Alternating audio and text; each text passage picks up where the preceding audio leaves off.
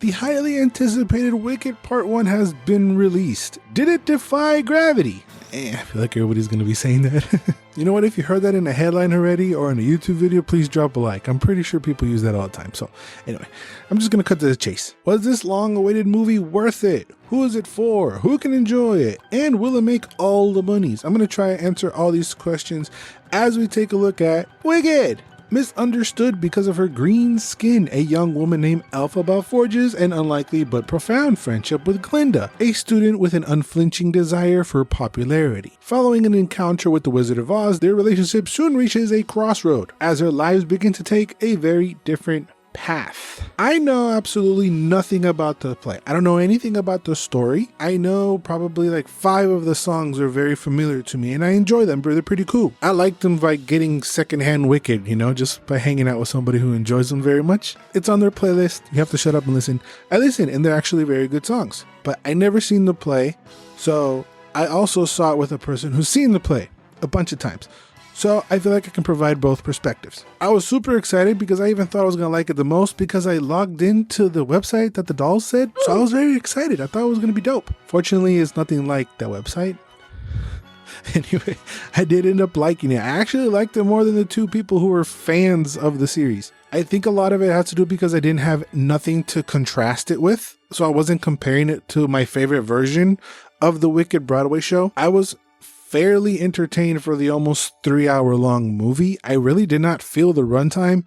It's so colorful. The CGI is actually really good. Some of the sets and things that they were hopping around on looked very, very cool, and I was there for it. Like I said, I didn't know any of the things story-wise, so to get insight from these characters that I only really know from the Wizard of Oz movie was really, really cool. And it also explains how certain characters get certain iconic things from the series. The movie feels like a lot of different things. It feels a little Harry Potter-ish because they go to a school to study to be witches. There's also a little bit of Mean Girls in there. There's a little bit like Parent Trap-ish where they hate each other and then they come back to be best friends. There's this like whole other PETA-like angle I had no clue about. All these different themes work together very nicely and it serves for entertainment. I really enjoyed the world of Oz, the Shiz, I think it's called Shiz, the Shiz University. I very much enjoyed this version of this world that was created. It was very cool to see like how they keep books in their library. It's very cool. The sets are intricate. Everything is very extra.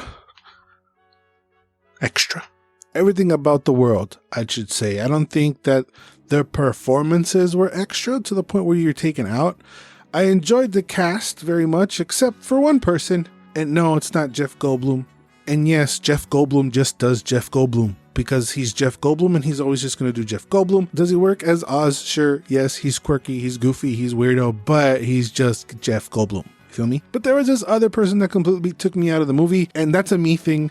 Nobody else with me felt that way. As the youngins say, felt the ick every time I saw this person. Again, this is totally just me. I know I'm supposed to be, you know, unbiased by anything, but every time I saw this person, there's only one thing I kept thinking about. So it took me out. Again, just me. Yeah, the 2 main stars, Cynthia Erivo and Ariana Grande, of course, knock it out the park. I like their dynamic. They have very good chemistry. I liked Michelle Yeoh, the diehard fan that I went with. Did not particularly like her in the role. She felt like she was missing something. I thought it was cool. I love Michelle Yeoh and anything she does for always and forever. But acting wise, they hit the feels when they were supposed to. When they're hopping up and down and dancing and then they bring it back down to the feels. The feels does a very good job as well. But like I said, it's a musical. The main part of the movie is the music. And I think it's fantastic. Again, the singing of both stars, they're just head and shoulders vocally above everybody else. It was super obvious whenever it was somebody else's turn to sing. You're like, no, let's get back to the professionals. And I know I do this when it comes to like video game adaptations or remakes to other things. I'm sure it's going to be very hard for fans not to compare this movie to the Broadway musical, of course. I feel like fans of the musical are going to struggle with not comparing it. But again, to my eyes, and obviously to the fan eyes as well, they did a good job. But you can't help but to compare. It's human nature, I feel like. I still think these 2 girls knocked it out the park. They did a fantastic job. The singing is just chill inducing from both of them. The choreography is also very entertaining. It's all a spectacle. It's all very extra in that way. Like I said, there's a lot going on. There's shit popping up in the air. They're throwing shit. They're running around. They bust into choreography, and the choreography is very, very well performed. Of course, Ariana, out of both of these, is the only one that actually partakes in the choreography, and you can tell that her being a worldwide pop star definitely helped. She looked very comfortable in that role of jumping up and down and dancing, and she did a great job. I enjoyed the music. I recognized it. They didn't change anything too much for my ear. The only thing I did notice is that a couple songs I would consider the two big ones, it just feels a little too slow, and I wonder if it's done on purpose so that these two performers have a little bit of room to like use their vocal range and do extra runs or whatever they want to do with it. Especially Ariana in Popular, you can totally tell that the song is just millisecond off from what I'm used to listening to. And that goes out for like a lot of things that happen in the movie story wise and the way they build up the songs. I feel like they spent a lot of time teasing everything. So even when they're talking in between the big song, it drags it out a little bit because you're like, I know what's coming. She's going to scream Defying Gravity, and it's going to take a while, and it takes a little bit. I think they were teasing the fans with what they knew what was coming. But other than that, I asked the diehard, there wasn't any gigantic changes to the music. There's no Scuttlebutt song added. I remember. I think she said that there was one new song that was added, but me not knowing that it was an added song, it sounded like it all goes together. So it's not something that's just drastic out of left field. It's something that makes sense, that provides a little bit of fanfare. So she liked it, I liked it. I feel like there was no harm there. But back to the performances, Ariana Grande, I kind of knew that she was going to kill it. I think I knew she was a fan of the Broadway show, so I knew that she was going to do her best. But she does a great job as Glinda. Again, I don't have nothing really to contrast it with.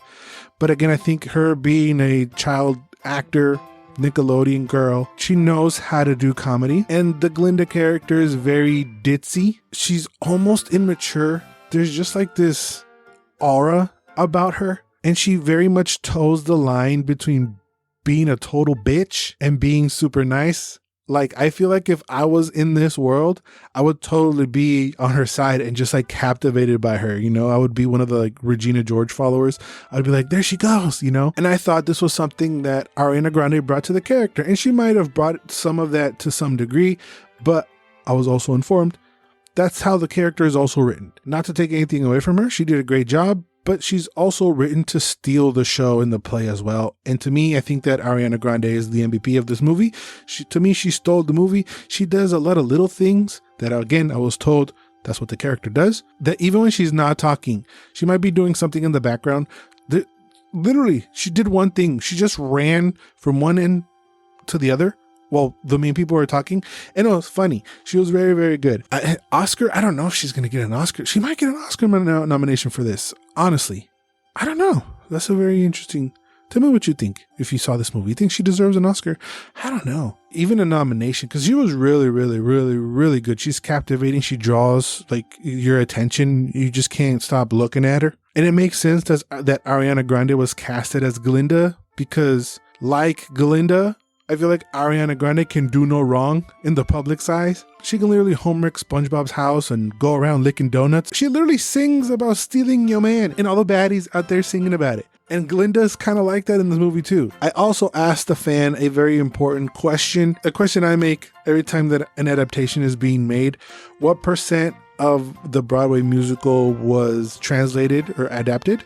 And she told me that 90% of the movie is basically like the play. She was even saying lines in her head. And probably the other 5% is from the book. So again, there wasn't a whole lot of stuff that was brand new except for that one song that's just complete fanfare. And that's how I know this movie's gonna make all the monies, man. Because they didn't deviate at all, from what I'm told, from the play. They copied and pasted the play. That's what I've been saying every time they adapt any video game, any book that I know of, anything that I'm a fan of. All you gotta do is copy and paste. And apparently their first ideas was to go in there and mess with it, but because Ariana Grande was a part of it, she did not let them do that. That's why you want fans who love the property to be in the property and do the thing. This is what happens when you cast someone who's perfect for a role and is also a fan of the thing. They don't always have to be a fan of the thing. If the actor's a good actor, they can act. But you need somebody, a producer, somebody to be a fan of the thing, because the fan's not going to let anybody just come in and just completely disrespect the source material. And even with me not knowing most of the source material, I can feel that they did not do that. I feel like they took the source material and copied and pasted in this new flashy spectacle version of it. And I think they did a very good job with it, honestly. Of course, this is part one. My concern with part two is that I feel like they used all the songs here. All the songs I knew were in this movie. So I'm not going to know any of the songs for the next movie. That doesn't mean that it's not going to be good songs or anything. I'm just saying they used the most popular ones, probably, to me, in my eyes, in this movie. So I'm curious the tone and anything else that comes with part two. I've already alluded to this. I really do believe that Wicked is probably going to be the highest grossing movie of 2024. I'm willing to bet that it's going to outgross Inside Out 2. I think that's the number one right now, if I'm not mistaken. The thought that Hollywood has that musicals don't make money is so stupid. Surprise musicals don't make money. Things that shouldn't be musicals don't make money. Real musicals make money. Theater nerds love their musicals, man, and they're gonna come out and support. So you couple that fandom with a well-made movie with an interesting story and a musical that people have been wanting to see for a while now, and you throw in some Ariana Grande, a worldwide pop star, you have the recipe for green, man. I don't see, in my mind, this movie not making bank, right? And they also already announced that there's going to be a sing-along version of that. So fans are going to go see this movie 5 times, and then when the sing-along version come out, they're going to spend another 5 times and going to watch that again. And it's all thanks to the people who decided to degrade Cynthia. Yeah. All these people are going to save your ass from this movie being a gigantic flop. They're going to go use their hard-earned money to see this a bunch of times and support a project you made. But yeah, you think they're degrading you because they wanted the poster to be just like the Broadway one. That's so tone deaf and so stupid.